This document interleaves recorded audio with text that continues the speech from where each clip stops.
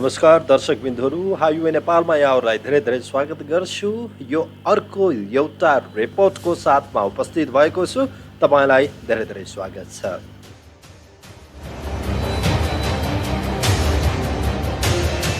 आजको यो रिपोर्टमा हामीले गत शुक्रबार बिहान सर्लाही जिल्लाको पर्सा गाउँपालिका 3 स्थित नारायणपुरमा भएको घटनालाई प्रस्तुत गर्न गइराखेका छौँ र शुक्रबार नेपाली भूमिमा प्रवेश गरेका भारतीय समूहसँग तनाव बढ्दै जाँदा नेपाली सुरक्षाकर्मीले प्रहार गरेको गोली लागेर एक भारतीयको मृत्यु भयो भने 3 जना भारतीय घाइते भएका छन्। 1 जना भारतीय पक्राउ परे, केही नेपाली सुरक्षाकर्मी ढुङ्गा लागेर सामान्य घाइते भए। अहिले उक्त क्षेत्र घटनास्थल भएको क्षेत्रमा चाहिँ सन्नाटा छाएको छ। घटना के भएको थियो धेरैलाई चासो हुन सक्छ। हामी शुक्रबारको झडपको भित्री कथा यहाँहरूलाई प्रस्तुत गर्दैछौँ। आजको यो हाइवे नेपालको रिपोर्ट विशेष हुँदैछ। कार्यक्रम अन्तिमसम्म सुन्ने प्रयास गर्नुहोला।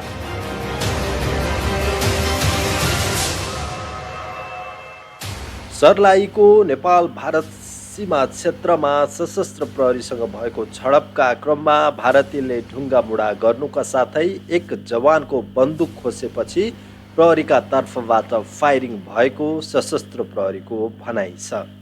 सर्लाही जिल्लाको पर्सा गाउँपालिका 3 स्थित नारायणपुरमा यो घटना भएको हो। घटनास्थल नेपाल भारतको 10 गजा क्षेत्रबाट करिब 100 किलोमिटर भित्र रहेको छ। यहाँ वरिपरि घरहरू छैनन्, खेत मात्रै छ। पारीपट्टि भारतको जानकी नगर गाउँ बरु त्यहाँबाट नजिकै पर्छ। सुनसान ठाउँ भएकोले विगतदेखि नै त्यहाँबाट भारतीयहरूले गतिविधि गर्ने गरेका थिए। त्यहाँको नेपाली भूमिमा समेत भारतीयले नै खेती गर्दै आइरहेका थिए। साथै बिहारका मानिसहरू रक्सी खानका लागि मात्रै पनि नेपाल आउने गर्थे। तर कोरोनाको महामारीका कारण सरकारले बोर्डर सिल गरेर यस क्षेत्रमा थप सुरक्षा बल परिचालन गरेपछि भारतीयहरूमा छटपटी सुरु भयो। सर्लाहीको सङ्ग्रामपुरमा इन्सपेक्टरको कमान्डमा सशस्त्र प्रहरीको बोर्डर आउट पोइन्ट BOP रहेको छ भने त्यसकै शाखाका रूपमा नारायणपुरमा फरवार्ड बेस क्याम्प स्थापना गरिएको छ। टेन्ट गाडेर बनाइएको फरवार्ड बेस क्याम्पमा अहिले 23 जनाको दरबन्दी छ, जसको कमान्ड सहायक निरीक्षक सञ्जीव खत्रीले गरेका छन्। यसरी नेपालतर्फ सुरक्षा बढाइएपछि भारतीयहरूको धन्दा बन्द भयो। यही आक्रोशमा पारीबाट योजनाबद्ध रूपमा आएर आक्रमण गरिएको प्रहरीको विश्लेषण रहेको छ। गत शुक्रबार बिहान 9 बजे सशस्त्र प्रहरीको 9 जनाको टोली गस्ती सकेर टेन्ट फर्केको थियो। भारतबाट 5-6 जनाको समूह बोर्डर क्रस गरेर त्यहाँ आए।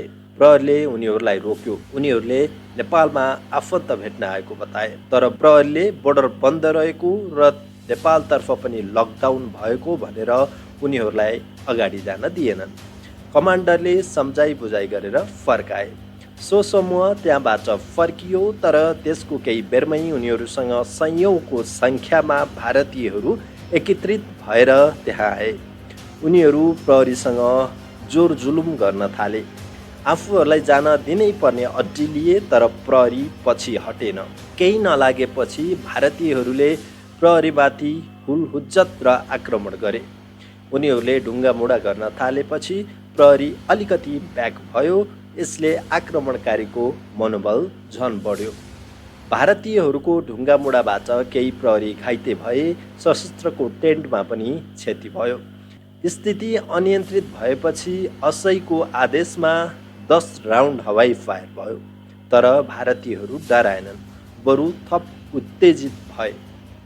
यही क्रममा एक भारतीय बत्तिँदै आए र एक प्रहरी जवानको बन्दुक SLR खोसेर भागे।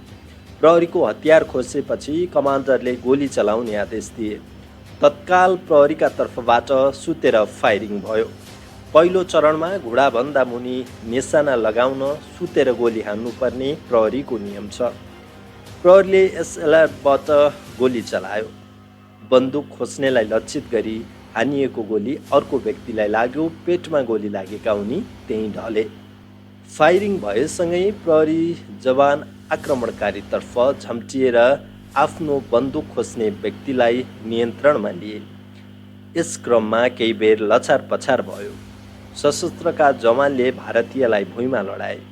भारतीयहरू उनीमाथि जाइलागे तर उनले छोड्दै छोडेनन्। त्यसपछि प्रहरीबाट थप फायरिङ भयो अनि बल्ल आक्रमणकारी भाग्न थाले। समय घटनामा नेपाली सुरक्षाकर्मीका तर्फबाट 10 राउन्ड हवाई फायर र 5 राउन्ड ल्याङ पोजिसनबाट फायर भएको थियो। भाग्ने क्रममा भारतीयहरूले घाइते भएर लडेका व्यक्तिलाई केही बेर घिसारेर र त्यसपछि बोकेर सीमा पारी लिएर गएका थिए। नेपाली सुरक्षाकर्मीको कब्जामा रहेका भारतीयलाई भने उनीहरूले छुटाउन सकेनन्। गोली लागेका उनलाई प्रहरीले नै मोटरसाइकलमा हालेर अस्पताल पुर्याए। गोली लागेका अन्य 2 भारतीयहरू उमेश राम र उदय ठाकुर हुन्। भारतीय सञ्चार माध्यमका अनुसार प्रहरीको गोली लागि मृत्यु हुने व्यक्ति सीतामढी जिल्ला 22 वर्षीय विकेश यादव हुन्। उनलाई गम्भीर घाइते भएको अवस्थामा एउटा निजी अस्पताल पुर्याइएको थियो जुन पटनाबाट 85 किलोमिटर टाढा पर्छ। अस्पताल पुर्याउन साथ डाक्टरहरूले मृतक घोषणा गरेका थिए। नेपाली सुरक्षाकर्मीको नियन्त्रणमा रहेका ती व्यक्ति लगन किशोर राय हुन्। उनलाई शनिबार बिहान भारतीय सुरक्षाकर्मीको जिम्मा लगाइएको थियो। भारतीय प्रहरीले उनलाई परिवारको जिम्मा लगाएको छ र उनले आफूलाई नेपाली सुरक्षाकर्मीहरूले निर्घात कुटेको बताएका छन्। यो घटनापछि दुवै पक्षका प्रहरी अधिकारीहरूबीच वातावरण थप तनावपूर्ण हुन नदिने समझदारी भएको छ। तर यही घटनालाई लिएर बिहारमा भारतीयहरूले नेपालका प्रधानमन्त्री केपी शर्मा ओलीको पुतला जलाउन भ्याएका छन्।